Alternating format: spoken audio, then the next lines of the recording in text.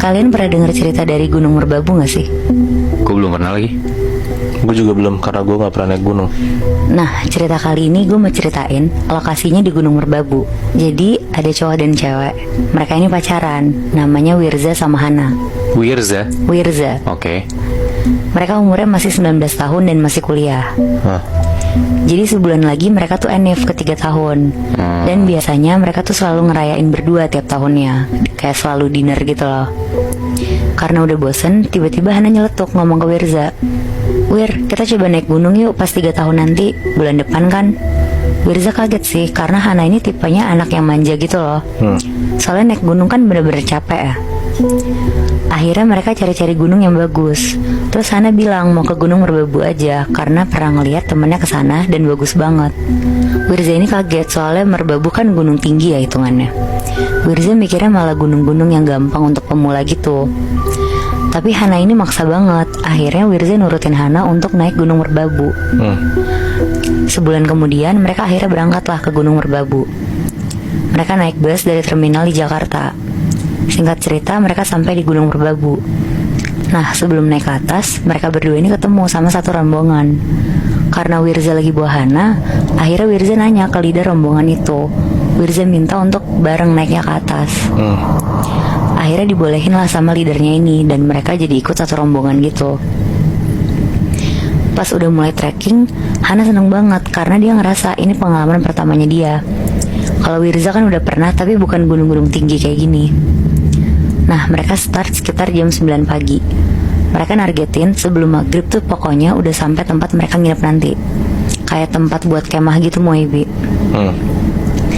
Jadi satu rombongan yang diikutin sama Wirza Hana itu ada sekitar 5 orang, udah termasuk leadernya. Nah, karena Hana ini baru pertama kali, jadi jalannya tuh pelan-pelan banget dan lebih nyantai gitu. Ini berarti bertujuh, Nat? Iya, jadi bertujuh. Jadi ada salah satu dari rombongannya namanya Bobby. Dari awal Wirza sama Hana ikutan rombongan, Bobby tuh paling gak suka banget. Mungkin si Bobby ini gak suka kayak ada orang baru gitu kali ya. Sampai akhirnya karena mereka berdua jalannya lama, mau gak mau rombongan ini tuh jadi harus ngikutin mereka biar gak ketinggalan. Di situ Bobby kesel banget dan bilang ke leadernya, "Udahlah, tinggal aja benar lu kayak gini mah bikin kita gak sampai-sampai puncak, tau gak?" Tapi leadernya, Mas Bari namanya, tetap mau nungguin Wirza sama Hana. Karena Bobby ngomongnya agak keras, jadi Wirza tuh denger. Akhirnya Wirza ngomong ke Mas Bari, "Mas, tinggal aja kita berdua, bisa kok pelan-pelan aja ngikutin treknya." Tapi Mas Bari kekeh, maunya bareng aja sampai puncak nanti. Akhirnya mereka tetaplah bareng sama rombongan ini. Pas lagi jalan ngedaki, tiba-tiba ada monyet dari atas pohon ngeliatin mereka semua. Terus kayak teriak-teriak gitu, monyetnya berisik. Akhirnya mereka jalan cepet. Hana takut banget di situ, soalnya monyetnya kayak agresif gitu kan. Tapi tiba-tiba Hana denger kayak ada suara sss. Terus dia nyolek Wirza, dia bilang, "Kamu denger gak?" Ternyata Wirza juga denger suara itu. Pas mereka berdua lihat kanan kiri, gak ada apa-apa. Tapi suaranya tuh makin lama makin dekat. Pas Wirza nyari sumber suaranya, ternyata ada ular gede banget di sebelah kanan mereka. Kaburlah mereka semua serombongan lari. Wirza tuh di situ ngerasa kayak, kok aneh banget ya dari tadi binatang-binatang terus.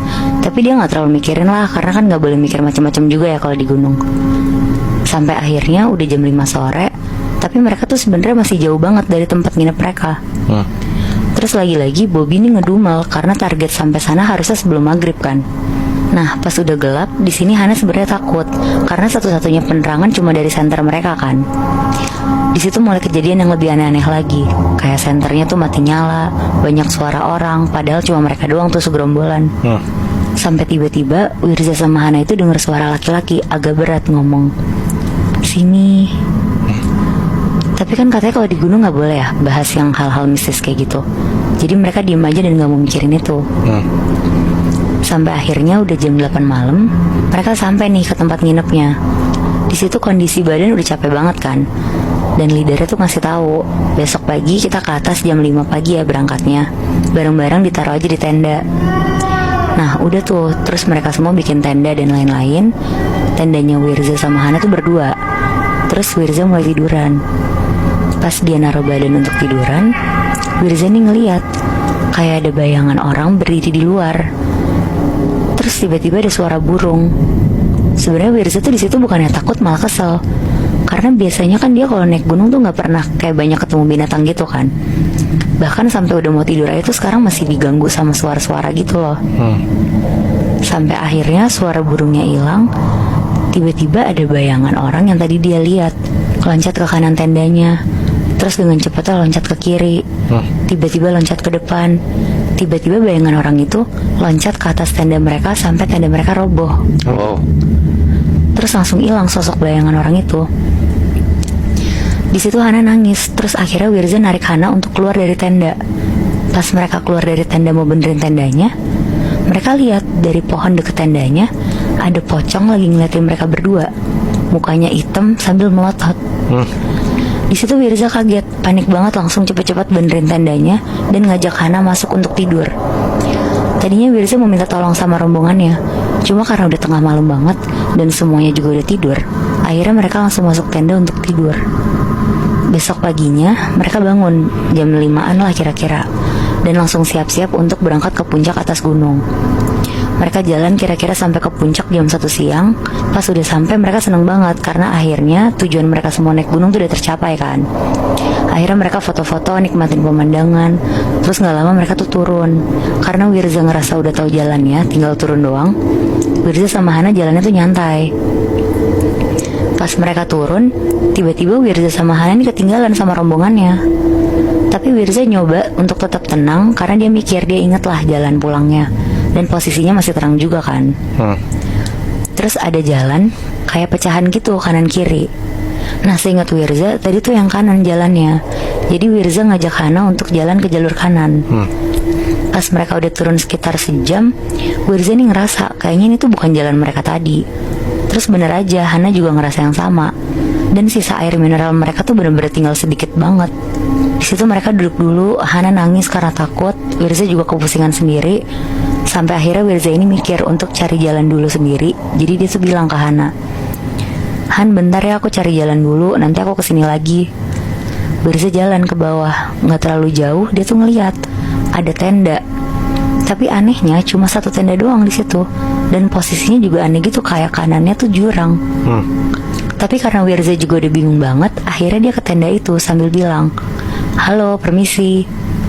Pas dia nengok ke tendanya, ternyata tendanya tuh kosong, gak ada siapa-siapa. Terus Wirza tuh ngeliat ada air mineral banyak banget di situ. Karena Wirza juga aus banget, tanpa mikir panjang dia minumlah air itu. Setelah dia minum, dia keluar dari tenda itu, dia mau nyamperin Hana lagi kan niatnya. Tapi ternyata kayak udah setengah jam Wirza muter-muter, gak ketemu-temu jalan untuk ke Hana lagi. Wirza panik banget di situ. Dia tuh takut Hana kenapa-napa kan, soalnya kan Hana penakut banget kan. Dan padahal Wirza juga yakin kalau dia jalan ninggalin Hana tadi tuh gak jauh-jauh banget. Akhirnya Wirza teriak-teriak, "Hana, Hana." Tapi gak ada jawaban sama sekali. Tapi dari kejauhan Wirza ini ngeliat kayak ada kakek-kakek lagi jalan. Akhirnya Wirza ini jalan ke kakek-kakek ini sambil teriak, "Bapak, tolongin saya." Pas Wirza makin deket sama kakek ini, tiba-tiba banget kakek ini tuh hilang. Wah, kaget lah Wirza, gak habis pikir banget dia kan. Dan pas Wirza lagi ketakutan, dia nengok ke belakang kan. Pas dia nengok ke belakang, dia lihat jelas banget tenda tempat tadi Wirza ambil minum ditutupin sama 3 pocong yang mukanya hitam. Oh shit. Di situ Wirza lari sejauh mungkin, dan pas dia lari kenceng banget, dia nabrak orang. Orangnya ini tuh ternyata Mas Bari, leader rombongan mereka tadi. Mas Bari ngomong ke Wirza, "Kemana aja sih? Itu Hana udah di tenda loh." Di situ Wirza ceritain apa yang dia lihat tadi. Dan ternyata kata Mas Bari, jalur kanan yang diambil Wirza tadi tuh portal gaib yang seharusnya gak dilewatin sama pendaki-pendaki. Anjir. Biasanya tuh jalanannya ditutup gitu. Tapi Mas Bari juga bingung kenapa bisa kebuka dan dilewatin mereka. Wirza juga cerita kalau sebenarnya dari awal udah ngeliat pocong.